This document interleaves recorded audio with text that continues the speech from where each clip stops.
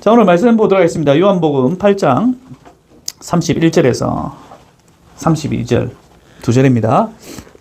그러므로 예수께서 자기를 믿은 유대인들에게 이르시되 너희가 내 말에 거하면 참으로 내 제자가 되고 진리를 알지니 진리가 너희를 자유롭게 하리라. 아멘. 오늘 말씀의 제목은 부활 그 이유라는 제목을 가지고 함께 은혜를 나누고자 합니다. 오늘 우리가 너무나 잘 알다시피 부활주일이에요. 맞습니까? 네, 지난주 종료주일이었고 한 주간 고난주간을 고난주간 예수님께서 금요일날 이렇게 십자가에 달려 돌아가시고 3일째 되는 날 부활하셨습니다. 그래서 오늘 설교는 뭐 어떤 걸 정해야 될까라고 생각을 뭐 이렇게 하다가 많은 우리가 부활주일날 설교를 들어보면 어떤 부활을 어떻게 뭐 증명하는 듯한 이런 설교가 많이 들어요. 그런데 부활을 증명하는 것은 어리석은 짓이라고 저는 생각합니다. 왜냐하면 이미 성경에서 예수님의 부활은 기정사실이라고 말씀을 하고 있기 때문입니다. 우리는 그 성경을 믿습니다. 맞습니까? 천지창조를 여러분 설득되게끔 증명이 가능합니까? 증명할 수 없어요. 부활도 마찬가지입니다. 서점에 여러 책들이 있어요. 뭐 부활이 사실이다. 뭐 이런 책들이 있는데 저는 오늘 설교를 하면서 여러분들에게 부활을 증명할 마음은 1도 없습니다. 부활은 기정사실이고 성경에서 그렇게 말씀하고 있기 때문이죠. 그렇다면 부활을 맞이하면서 우리가 좀 생각해야 될 부분은 무엇인가? 저는 삶이라고 생각합니다. 오늘 부활 그 이유군요. 부활절을 맞이해서 우리가 다시 한 번 더 고민해야 될 것은 부활 그 이유입니다. So what입니다. So what. 그래, 예수님께서 부활하셨어. 2000년 전에 부활하셨어. 그것을 믿고 있는 저와 여러분, 그 부활의 신앙, 그렇다면 우리는 어떻게 살아가야 되는가에 대한 부분을 좀 말씀하고 싶습니다. 예수님이 부활하셨는데 그 부활하셨다면 그 부활을 믿고 있는 저와 여러분들은 기쁨과 감사와 즐거움의 삶을 살아가고 있는가? 한번 좀 생각을 해봤으면 좋겠습니다. 예수님 당시 때 보면요. 부활 이후에 사람들은 어떤 상황이었는가, 어떤 삶을 살았는가, 예수님이 부활하시고 난 다음에 제자들은 어떤 삶을 살았는가 한번 좀 살펴보도록 하겠습니다. 예수님께서는 말씀대로 십자가에 죽으시고 부활하셨죠. 그렇다면 그 부활하심을 바라보면서 사람들이 기뻐하고 즐거워하고 감사하고 또한 다시 오실 예수님을 기대하며 소망을 가지고 살아야 하는 것이 당연한 거 아니겠습니까? 자, 예수님이 부활 후 제자들이 있는 곳에 찾아가십니다. 첫 마디가 무엇냐면 요한복음 20장 19절 말씀입니다. 함께 읽겠습니다. 시작. 이날 곧 안식 후 첫날 저녁에 제자들이 유대인들을 두려워하여 모인 곳에 문을 닫았더니 예수께서 오사 가운데 서서 이르시되 너희에게 굉장히 제가 이 부분을 살펴보면서 부활 후 예수님께서 제자들에게 찾아가셔서 첫 마디가 뭐죠? 너희에게 뭐가 있을지어다? 평강이 있을지어다. 왜 예수님께서 부활하시고 첫 마디가 제자들에게 너희에게 평강이 있을지어다 라고 했을까요? 그 사람들에게 제자들에게 평강이 있었다 없었다? 평강이 전혀 없어 보였기 때문에 예수님께서 첫 마디가 그래요. 평강이 있을지어다. 여러분 좀 웃기지 않나요? 예수님께서 죽으셨어요. 그리고 다시 살아나셨어요.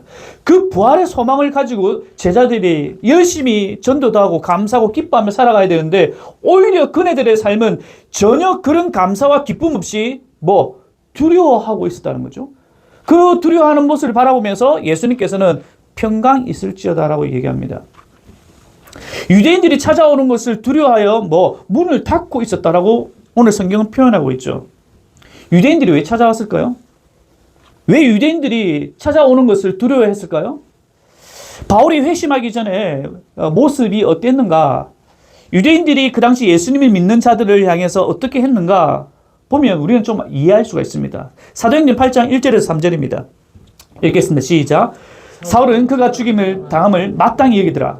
그날에 예루살렘에 있는 교회에 큰 박해가 있어 사도 외에는 다 유대와 사마리아 모든 땅으로 흩어지니라. 경건한 사람들이 스데반을 장사하고 위하여 크게 울더라. 사울이 교회를 잔멸할세 각 집에 들어가 남녀를 끌어다가 오게. 자, 어떤 상황이, 왜 제자들이, 왜 예수 믿는 사람들이, 왜 유대인들이 들어오는 것을 왜 두려워했는가? 왜 문을 닫고 있었는가? 지금 사도 바울이 회심하기 전에 어떤 상황을 보면 이 당시 분위기를 알 수 있습니다. 뭐 예수 믿는 사람은 어떻게 한다고요? 잔멸한다. 잡는 거죠.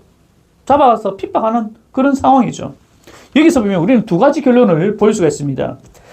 유대인들이 판단하기에 예수님은 구약에 언급된 메시아가 될 수 없다는 사실입니다. 왜냐하면 그들이 바라볼 때 메시아는요, 오셔서, 이 땅에 오셔서 지금 로마가 통치하고 이 나라를 멸망시키고 하나님 나라를 세우는 것이 메시아거든요. 그들이 믿고 있는 메시아. 하지만 예수님은 그런 사람이 아니었다는 거죠. 그리고 두 번째, 예수님은요, 하나님의 저주를 받은 사람입니다. 그네들이 바라볼 때. 신명기 21장 23절입니다. 읽겠습니다. 시작. 그 시체를 나무 위에 밤새도록 두지 말고 그날에 장사하여 내 하나님 여호와께 내게 기업으로 주시는 땅을 더럽히지 말라. 나무에 달린 하나님께, 그러니까 유대인들이 바라볼 때, 유대인들은 구약을 너무나 잘 알고 있었죠. 예수님께서 어디에 달리셨습니까? 십자가에 달리셨습니다. 유대인들이 바라봤을 때는 십자가에 달렸다는 것은 하나님의 저주를 받았다는 거죠. 그래서 유대인들이 생각했던 예수님은 메시아가 될 수 없는 거예요. 그 예수를 믿는 사람들은 핍박하는 것은 당연한 겁니다. 자, 그렇다면 예수님의 수석 제자인 누구죠? 베드로. 베드로는 좀 달랐을까요? 요한복음 21장 3절에 보면요, 베드로는요, 다시 물고기를 잡으러 갑니다. 예수님 부활하신 이후에. 자, 보세요. 베드로가 예수님 만나기 전에 어떤 일을 했죠? 직업이 뭐였습니까? 어부였습니다. 물고기를 잡고 있었습니다. 물고기를 잡고 있을 때 예수님께서 찾아가 베드로를 나를 따라오너라 라고 얘기했죠. 자, 그리고 예수님을 만난 이후에 예수님이 이제는 물고기 잡는 어부가 아니라 사람을 낚는 자가 되어라. 그 이후로 예수님을 따르는 수석 제자가 되었죠. 자, 그렇다면 예수님이 십자가에 예수님의 삶을 함께 공유했고, 그리고 십자가의 죽으심과 부활을 받던 베드로, 그렇다면 그 이후의 삶이 어떻게 살아가야 되는가? 십자가에 달리시고 부활하신 이후에 베드로는요, 다시 원래의 모습으로 돌아갑니다. 물고기 잡고 있어요. 여러분, 좀 웃기지 않나요? 원래 물고기를 잡고 있다가 예수님께서 나타나셔서 이제 물고기 잡지 마. 사람 낚는 어부가 되게 할 거야. 그래서 예수님하고 열심히 따라 살았습니다. 근데 예수님께서 십자가에 달려 죽으시고 부활하셨어요. 그렇다면 그 삶을, 현장을 봤던 베드로는 더 열심히 예수님의 수석 제자답게 전도하고 해야 되는데 오히려 뭡니까? 원래의 모습으로 돌아갔습니다. 베드로가. 예수님이 부활하신 후 이스라엘의 분위기가 어땠는지, 제자들의 삶이 어땠는지, 축제나 기대나 소망이나 전혀 없다는 사실을 오늘 성경을 통해서 우리는 알 수 있습니다. 오히려 기쁨보다 뭡니까? 두려움 가운데 놓여져 있었다는 거죠. 예수 안에서 누리는 참된 소망과 기쁨, 즐거움, 자유함이 그들 가운데 전혀 없었다는 겁니다. 여러분, 왜 그럴까요? 하던 사업도 접었어요. 배사바다가 다 접었습니다. 그리고 가족까지 다 버려두고 떠났습니다. 그야말로 예수님께 올인한 사람들입니다. 예수님께 올인한 사람들입니다. 예수님이 누구신지, 어떤 분인지 가장 가까이에서 지켜봤습니다. 예수님께서 이 땅에 오셔서 수많은 기적들을 통해 예수님이 하나님 되심을 보여주셨습니다. 또한 예수님께서는 내가 십자가에 죽겠다, 한두 번 말씀하신 것도 아니죠. 그리고 난 다음에 죽으시고 3일 만에 부활하셨습니다. 그런데 제자들은요, 여전히 욕망과 야망에 사로잡혀 있는 모습을 우리는 보게 됩니다. 사도행전 1장 6절입니다. 사도행전 1장 6절. 제가 읽어드리겠습니다. 그들이 모였을 때에 예수께 여쭈어 이르되, 지금 예수님께서 부활하신 이유입니다. 부활하신 이유, 예수님께 제자들이 이렇게 묻습니다. 그들이 모였을 때 예수께 여쭈어 이르되, 주께서 이스라엘 나라를 회복하심이 이때이니까 하니. 뭔가 우리가 기대하는 그런 모습과 굉장히 달라요.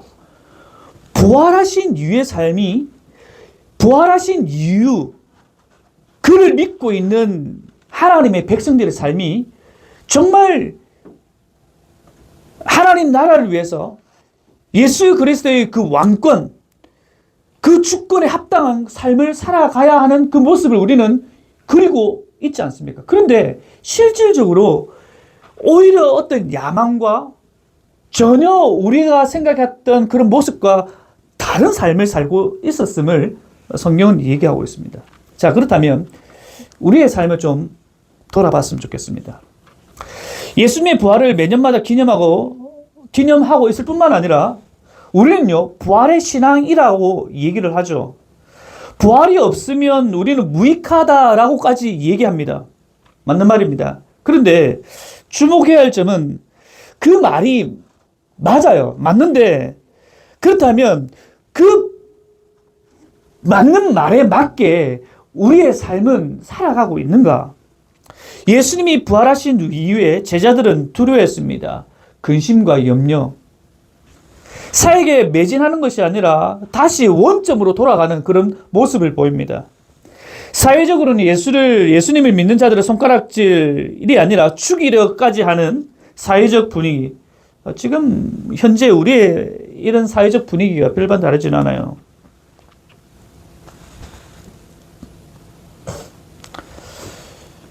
예수님이 부활하신 이후에 우리가 부활의 신앙을 가지고 있는데 우리에게는 이런 불안한 마음과 부자유스러운 삶을 살아가는 것이 맞는가 하는 것입니다. 본질적으로 신앙을 가진 우리에게 어떤 삶이 주어져야 하는가? 참된 부활의 신앙을 가지고 있는 우리에게 주어져야 하는 것이 무엇인가? 요한복음 8장 31절에서 32절, 오늘 본문의 말씀입니다. 다시 한번 읽을게요. 시작. 그러므로 예수께서 자기를 믿는 유대인들에게 이르시되 너희가 내 말에 거하면 참으로 내 제자가 되고 진리를 알지니 진리가 너희를 자유롭게 하리라. 우리가 부활의 신앙을 가지고 있는 저와 여러분은 더 이상 두려워하고 무서워하며 염려하며 부자연스러운 삶이 아니라 자유함이 주어진다는 겁니다. 진리를 알지니 진리가 너희를 자유롭게 하리라. 이거는 우리의 기독교의 핵심 구절이지 않습니까? 요한복음 8장 32절.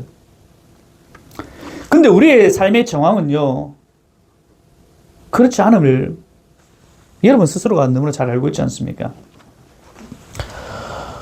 진리를 알지니 진리가 너희를 자유롭게 하리라. 우리는 아멘, 믿습니다 라고 합니다. 그런데 실제적인 삶과는 굉장히 충돌이 생깁니다. 자유롭게 하리라는 그 말씀을 아멘하고 믿지만은 실질적으로 내 삶은 자유로움보다는 오히려 불안과 두려움, 부자연스러움이 내 삶에 늘 이렇게 살아가고 있다는 거죠. 왜 이렇게 충돌이 생기는가, 우리의 삶 가운데. 만약 우리가 이런 충돌적인 이런 삶을 살아간다면 오늘 말씀을 좀 살펴보면서 우리의 삶을 좀 돌아봤으면 좋겠습니다. 요한복음 8장 31절에 예수님께서 조건적으로 얘기합니다. 31절에 그러므로 예수께서 자기를 믿은 유대인들에게 이르시되 라고 얘기하고, 그리고 에안이라는 헬라어를 씁니다. 우리나라 말로 만일, 영어로 if라는 단어를 씁니다. 만약, 만일, 에안, 너희가 내 말에 거하면, 만약, if, 조건절입니다. 너희들이 내 말에 거하면, 첫 번째로 우리가 자유함이 주어져 있는데 그 자유함이 주어지는 조건이 무엇인가 하니 내 말에 거하면, 거한다는 말은 잠시 머문다는 말이 아닙니다. 집을 짓고 산다는 의미입니다. 거한다는 말은. 말씀 밖에 있는 것이 아니라 말씀 안에 있다는 사실이죠. 말씀 안에 산다는, 말씀 안에 거한다 라는 말이 어떤 의미입니까? 우리가 말씀대로 산다는 말이 무슨 말입니까? 1.1에 하나님 말씀 거짓이 없고 진리다. 그 말씀대로 살아간다라는 말이 무슨 말입니까? 혹시 여러분 우리가 말씀 안에 거한다. 내가 오늘 초콜릿을 먹고 싶은데 성경을 찾아보면 그래 네가 오늘 피곤하니까 초콜릿을 먹어라. 이거 찾는 것이 말씀 안에 거한다는 의미입니까? 그런 말씀 없죠. 내가 오늘 배가 고픈데 하나님 뭘 먹어야 되겠습니까? 말씀을 찾아보면 오늘은 국밥을 먹어라. 뭐 이것이 말씀대로 사는 거예요? 아닙니다. 전혀 아니에요. 그럼 광신도적인 삶입니다. 뭐든지 말씀 가운데 말씀을 찾으면서 아니에요. 제가 예전에 이런 일이 있었습니다. 필리비를 학교에 태워주면서 뭐 이런저런 얘기하다가 필리비가 이런 얘기를 하더라고요. 한 몇 년 좀 된 것 같은데, 원웅이라는 친구가 있습니다. 필리비랑 친한 친구예요. 테니스도 같이 지금도 하고 있는 친구인데, 그 친구가 이전에 손가락이, 엄지와 금지 사이에 손가락이 좀 아팠다고 얘기합니다. 그래서 차를 타고 가고 있는데, 필리비가, 아빠, 원웅이 손가락이 많이 좋아졌대. 그렇게 얘기하는 거예요. 그래서, 감사한 일이네. 잘 됐네. 라고 제가 얘기했죠. 근데 필리비가 저에게 하는 말이 뭐냐면, 아빠, 이전에 내가 아팠을 때 아빠가 기도해줬잖아. 그래서 괜찮아졌지? 그래서 나도 원웅이가 엄지와 금지 사이가 아파서 기도를 했대요.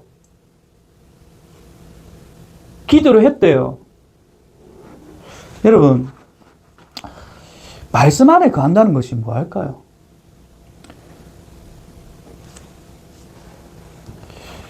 하나님 말씀 안에 거한다는 것은 말씀을 믿고 내 삶 가운데 실천해 가는 것이 우리가 하나님 앞에서 기도하는 기도의 능력이 있다라고 우리가 말씀 가운데 늘 보지 않습니까? 그것이 내 삶 가운데 실천해 가는 것이 말씀 안에 거한다는 말이죠. 말씀 안에 거하면 어떻게 되는가? 요한복음 8장 32절에 진리를 알지니 진리가 너희를 자유롭게 한다라고 얘기하죠. 진리가 무엇인가? 자유함이 무엇인가? 쉽게 풀어 얘기하자면 진리는 예수님입니다. 그렇다면 예수님이 어떤 분이신가? 오늘 본문에서 알 수 있는데요. 예수님은요, 척하지 않았습니다. 진리는 척하지 않습니다. 진리는요, 진심입니다. 예수님께서 모든 예수님의 삶의 행적들을 바라보면요, 척하지 않았습니다. 모든 것이 진심이셨습니다. 사마리아 우물가의 여인에게 다가가셔서, 또한 38년 된 병자를 찾아가셔서 오병이의 사건이라든지 여러 가지 예수님께서 하신 어떤 사역들, 비난의 대상이었던 세리와 식사하셨고, 그들과 친구가 되셨고, 죄인들을 위해서 십자가에 죽으셨고, 예수님의 사역은요, 척 사역이 아닙니다. 진심이십니다. 진실한 사역입니다.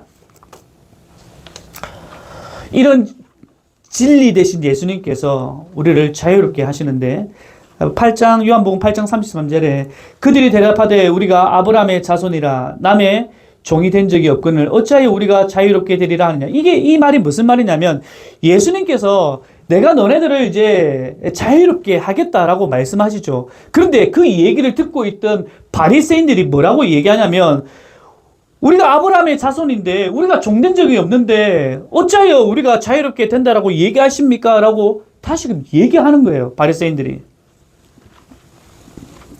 예수님 뭔가 착각하시는 거 아닙니까? 우리는 종된 적이 없습니다. 충분히 바리새인들이 이렇게 얘기할 수 있다라고 생각을 합니다. 구약에서 전해 내려오는 그런 언약의 백성들, 언약의 자손이라고 확신하는 그 바리새인들이 가질 수 있는 태도이고 말이라고 생각합니다. 그것이 사실이라면 예수님이 이들을 향해 굳이 말씀 안에 거하면 진리가 자유롭게 하리라 라고 말씀도 하지 않았겠죠. 여기서 우리가 두 가지를 좀 생각해 봤으면 좋겠는데요. 한 가지는 진리의 반대가 거짓이 아니라 확신이라는 겁니다. 뭐냐면 우리가 진리를 알지니 진리가 너희를 자유롭게 하리라 이 말씀을 가지고 진리의 반대는 거짓이 아니라 확신인데 어떤 확신인가? 잘못된 확신입니다. 자신이 붙들고 있는 실체가 무엇인지, 그 실체가 어떤 것인지 알지도 못하면서 붙들고 있는 그릇된 확신. 우리가 부활의 신앙이라고 늘 얘기하면서 왜 부활의 신앙은 기쁘고 감사하고 내 삶 가운데 정말 예수께서 왕되심이 증거되어지는 그런 삶을 살아가야 하지만 여전히 우리 삶은 그렇게 되지 못하는 이유가 무엇인가 하니 혹여나 내 안에 불확실한 어떤 확신을 가지고 있지 않은가? 그릇된 확신을 가지고 신앙생활을 하고 있지 않은가? 잘못된 하나님의 이미지를 여러분이 가지고 그것이 참된 하나님이라고 확신하며 살고 있지는 않은가? 바리새인들이 그러지 않습니까? 그렇다 보니까 자유함을 누릴 수 없다는 거죠. 또 한 가지는 이 자유함이 무엇으로부터 자유함인가? 요한복음 8장 34절에서 36절입니다. 함께 읽겠습니다. 시작. 예수께서 대답하시되 진실로 진실로 너에게 이르노니 죄를 범하는 자마다 죄의 종이라. 종은 영원히 집에 거하지 못하되 아들은 영원히 거하나니 그러므로 아들이 너희를 자유롭게 하면 너희가 참으로 자유의 반대는 무엇인가? 바로 묶여 있는 것입니다. 바로 죄이죠. 뭘 하더라도 묶여 있으면 부자연스럽습니다. 이런 삶에서 죄에 묶여 있는 자들을 예수님께서는 자유롭게 한다라고 얘기를 하고 있습니다. 그렇다면 예수님을 믿는 자들은 죄에서 자유롭다는 말은 죄를 짓지 않는다는 말인가? 아니죠. 이 죄로부터의 자유는 구속에 대한 것입니다. 죄인이 의인이 되는 정말 말도 되지도 않는 자유이죠. 이것은 신비이고 이것은 우리의 납득과 이해와 경험이 필요하지 않는 오직 성부 하나님의 주도로 예수 그리스도 안에서 이루어진 신비로운 일입니다. 죄의 삭은 사망이죠. 영원한 죽음입니다. 여기에는 자유함이 있을 수 없습니다. 제가 지난번에도 얘기했죠. 죄는 헬라어로 하마르티아라고 얘기했습니다. 화살이 관역에서 벗어나는 것을 말합니다. 하나님이 기쁘신 뜻대로 하나님의 형상으로 지음받은 존재가 하나님의 뜻을 상실하며 삶의 방향을 잃어가고 있는 그 모습이 바로 하마르티아죠. 이런 우리의 삶을 원래의 방향으로 다시금 만드시는 하나님의 의지가 바로 진리가 너희를 자유롭게 하리라는 말씀입니다. 그렇다면 죄에서 자유로움을 얻은 자들은 무엇을 위한 자유로움이 삶 속에 있어야 하는가? 고린도전서 9장 19절입니다. 읽겠습니다. 시작. 내가 모든 사람에게서나 자유로우나 스스로 모든 사람에게 종이 된 것은 더 많은 사람을 얻고자 함이라. 우리가 어떤 자유로운 삶이 있어야 되는가? 부활의 신앙을 가지고 있는 사람들이 실제적으로 우리의 삶 가운데 어떤 자유로움이 있어야 되는가? 저는 여러분들에게 한 가지 권면을 하고 싶습니다. 포기하는 그런 자유로움이 여러분 가운데 있으면 좋겠습니다. 포기하는 것. 예수님께서 다 포기하셨잖아요. 100% 순종이시, 100%의 순종. 그분께서 조금만 달리 마음먹으셨으면 그분은 아마 놀라운 자리까지 올라가실 수도 있었을 겁니다. 왜냐하면 많은 사람들이 그분을 왕으로 추대를 했고 또 그분은 놀라운 기적들을 일으켰지 않습니까? 그런데 그 모든 것을 포기하셨죠. 하나님 뜻이거든요. 그 안에서 자유함이 있거든요.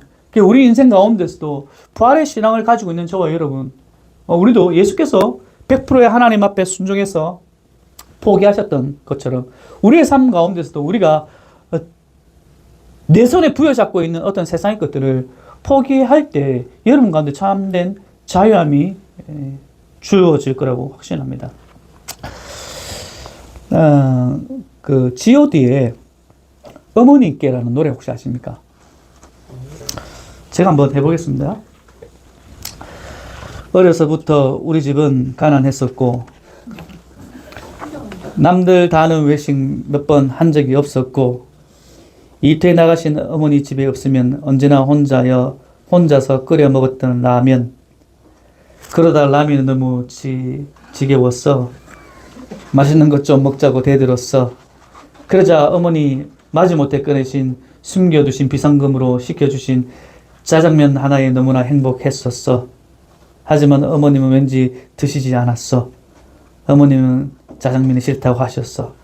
어머님은 짜장면이 싫다고 하셨어. 저 뭐냐면요. 이게 포기거든요. 자신을 포기할 때 주어지는 어떤 자유함이 있거든요.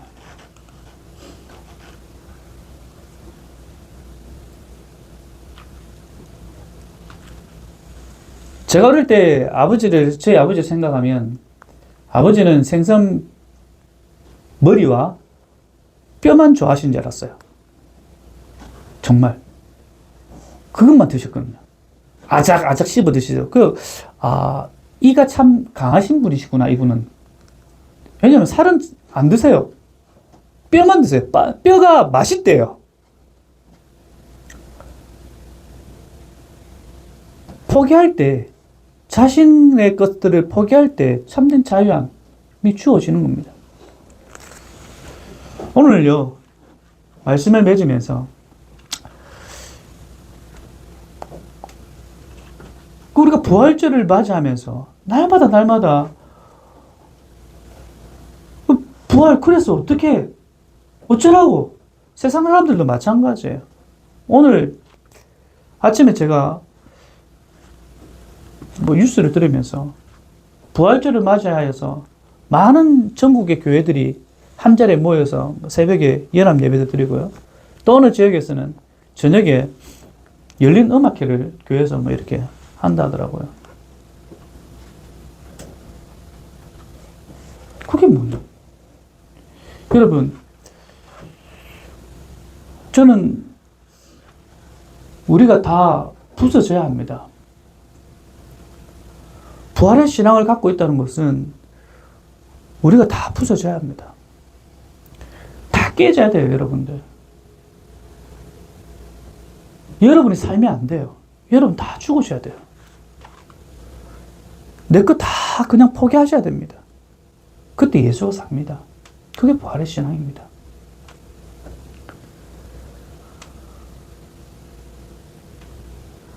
기뻐야 될 날인데, 맞죠? 기뻐야 되는데 여러분들에게 좀 무거운 마음을 좀 무겁게 여러분들에게 오늘 말씀을 좀 맺고 싶습니다. 한국 기독교가 살기 위해서는 여러분 죽으셔야 됩니다. 우리 드램프 교회가 죽어야 됩니다. 더 부서져야 됩니다. 더 처절하게 엎드려져야 됩니다. 우리가 죽더라도 예수는 사신 분. 우리가 자꾸 살기 때문에, 내가 부서지지 않기 때문에 부활의 모습은 온데간데 없어요. 우리의 의와 우리의 자랑만 드러나고 교회의 외적인 모습만 자랑나고 예수의 증거는 하나도 보이지 않는 이런 시대 가운데 살아가고 있는데, 여러분들이 부서져야 할 것이 무엇인지, 내가 포기되어야 될 것이 무엇인지, 참된 부활의 신앙이 무엇인지, 그냥 예수님 다시 오실 그날을 소망하면서 이 땅 가운데서 그냥 대충 살아도 되는 것이, 그것이 아님을 우리는 너무나 잘 알고 있지 않습니까? 예수님께서 다시 오실 그날을 소망하면서 주어진 이 땅 가운데 하나님께서 만드신 아름답고 정말 이 땅 가운데서 우리가 감당해야 될 것이 무엇인지를 늘 고민하면서 한 주간도 승리하시고, 또 우리가 내려놔야 될 것, 내가 포기해야 될 것이 무엇인지를 고민하시면서 주변 사람들에게 예수 그리스도의 부활의 향기와 소망이 여러분 삶 가운데 드러내지기를 간절히 소원합니다. 함께 찬양하도록 하겠습니다.